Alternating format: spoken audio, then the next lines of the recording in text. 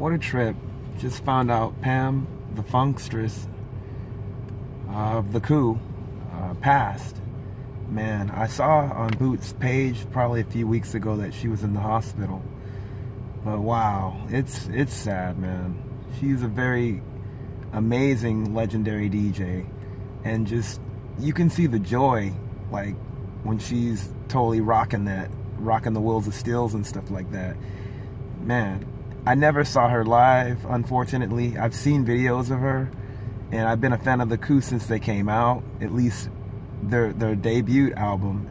I didn't really hear the EP stuff. I didn't know about that until recently, but that Kill My Landlord, like, that album was one of my favorites back in the day. I even taught myself drums, the drum line to the title cut of that, and I always thought that they were a very interesting group musically as well as lyrically, and Pam was a part of that. The way that she manipulated those turntables was just like real cool, you know. It's like the early 90s seemed like the last bastion of when hip-hop had DJs in the group. I'm not saying that they don't now, but it's more of an underground thing. It's probably not thought of when people think about hip-hop nowadays, unless you were like me, who grew up in the 80s and early 90s, you know. And I think Pam was actually a part of that. You know, you had Terminator X and Spinderella, and, you know, DJ Train, rest in peace to him too. And of course, Jam Master Jay, you know, like, rest in peace to that brother as well. And there's a bunch of other ones that I could talk about, but we're you know, thinking about Pam right now. She was probably the second notable female DJ, at least known in a general sense when you think of hip hop, and as far as like prominent DJs, next to Spinderella. Spinderella was the first female DJ I ever heard of, if I could remember correctly. I mean, she's the one that comes to mind. But then, you know, Pam, I think, was second to her in a sense. You know, like, right off, I can't think of any other DJs. I'm not saying that there weren't, but yeah, I'm probably forgetting them, but those are the two that come to mind when I think of DJs.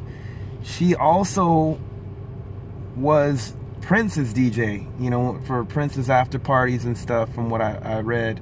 And it was cool to find that out, you know. She actually was one of the last members of Prince's group, in a sense, or his, you know, many members, in a sense, you know, like just people that he has as a part of his, you know, group of musicians that he you know, worked with.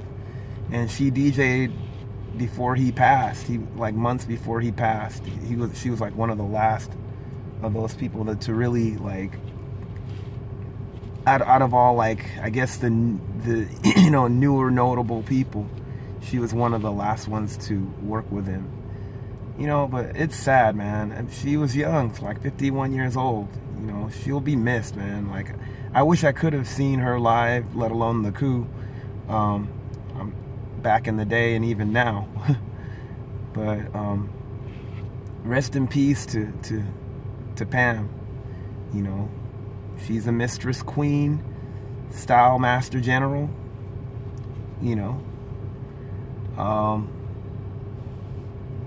style master, period. I shouldn't even put a title on that. You know, she was an amazing DJ and seemed like a great personality. You know, just like she always seemed like she was joyous, you know, when she was rocking it. You know, definitely made, you know, the coup what they were when they were coming out and stuff. And just, it's cool. Like, her and Boots were really cool friends and stuff. I'm sure he's taking this hard, you know. So shout out to him and the rest of the people that worked with her and her family. You guys are in my prayers. Peace.